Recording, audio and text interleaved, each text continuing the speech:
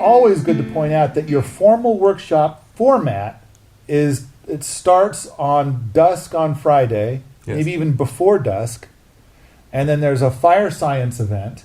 That's Friday night. That's Friday night. And then on Saturday morning, you start to go over the designs for what we're about to do. By the end of Saturday, it's pretty much getting to where you can really see it being done. And mostly people are leaving at about 2 o'clock in the afternoon on Sunday. And by then, it's pretty much It's all been done. lit in most cases. Yeah. To about 2 o'clock in the afternoon on Sunday, it's been lit. Yes.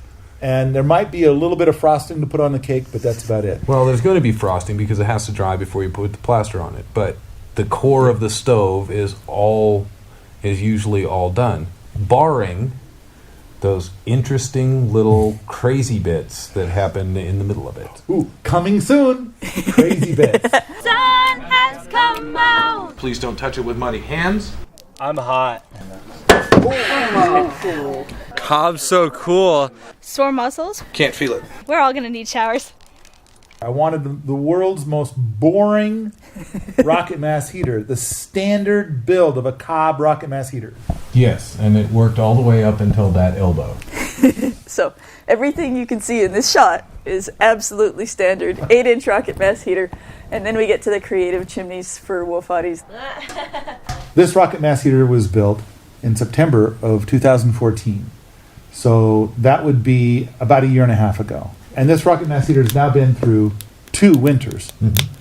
And I think it has performed very admirably this last winter. The first winter, there were a couple of problems, and we'll talk about that later. Beyond the rocket mass heater, so it had to do with this weird piece of exhaust. Modern sculpture. We added an element that came right out of the mind of Dr. Seuss. so there's a little Dr. Seuss factor going on here, but the Dr. Seuss stuff is what brought the adventures. I don't think Yeah. anything else did. No, everything else was straightforward. It was the Dr. Seuss bit. Willie Smits was here. You were so excited. He was really a nice person to meet. I liked him. A mega super genius. He speaks 40 languages. 40. But anyway, the work he is doing for permaculture could be the most important work in the world.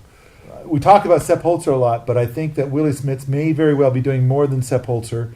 And but he was here. He came to this workshop, and it was like so bizarre to just see him walking around here.